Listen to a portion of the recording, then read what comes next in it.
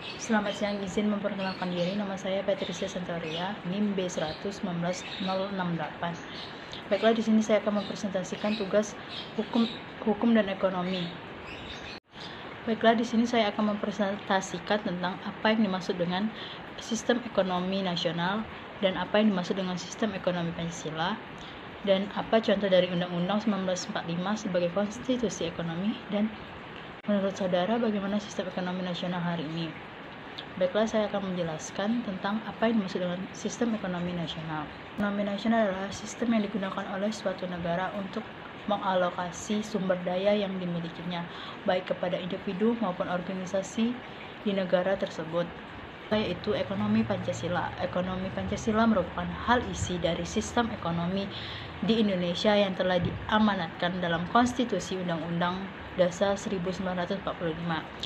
Suatu sistem ekonomi Pancasila. Sistem ekonomi Pancasila juga dibangun atas dasar nilai-nilai hidup warga negara Indonesia yang dapat bersumber dari nilai-nilai agama, kebudayaan, dan adat istiadat atau norma-norma yang membentuk perilaku ekonomi yang ada di Indonesia. Ekonomi Pancasila sebenarnya adalah teori dari sistem ekonomi yang mempunyai tujuan menggantikan perekonomian kolonial dijadikan nasional di Indonesia. Ekonomi Pancasila sebenarnya adalah teori dari sistem ekonomi yang mempunyai tujuan menggantikan perekonomian kolonial dijadikan nasional.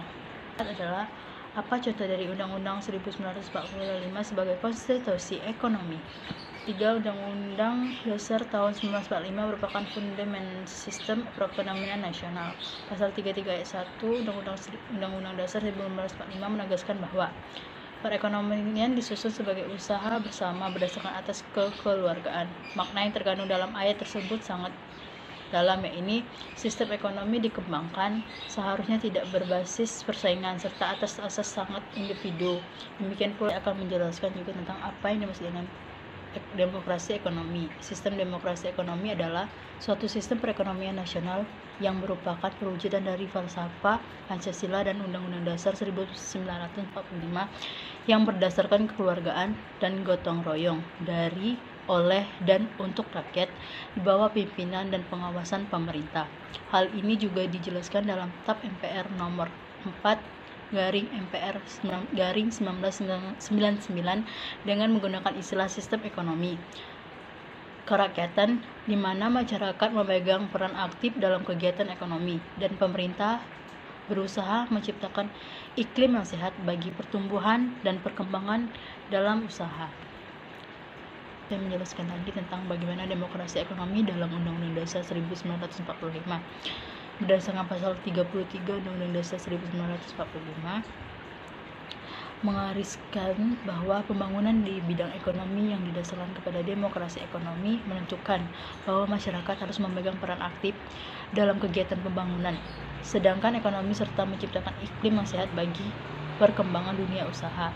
Sebaliknya, dunia usaha perlu memberikan tanggapan terhadap pengarahan dan bimbingan serta penciptaan iklim tersebut dengan segiat-giatnya yang nyata.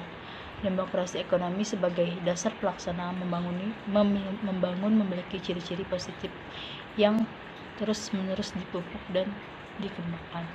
Tujuan yang diharapkan dari penerapan sistem ekonomi demokrasi di Indonesia adalah membangun Indonesia yang berkedaulatan secara politik dan berkepribadian dan berkebudayaan, mendorong pertumbuhan yang berkesinambungan, mendorong pemerataan pendapatan rakyat, dan meningkatkan efisien perekonomian secara nasional.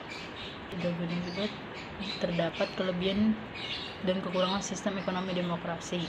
Kelebihan dari sistem ekonomi demokrasi adalah segala pekerjaan dan juga sejumlah masalah perekonomian dikenakan pemerintah sampai dalam urusan di pemerintah bakal mudah mengerjakan suatu pemantauan terhadap jalannya kehidupan perekonomian.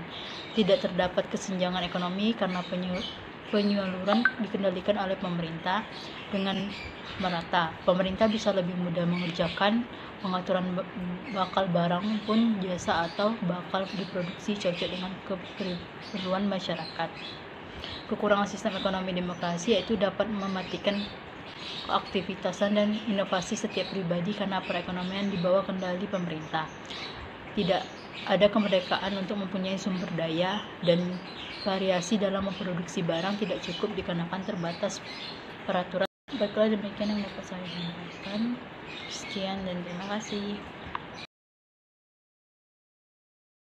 45 yang berdasarkan kekeluargaan dan gotong royong dari, oleh, dan untuk rakyat di bawah pimpinan dan pengawasan pemerintah. Hal ini juga dijelaskan dalam TAP MPR nomor 4/MPR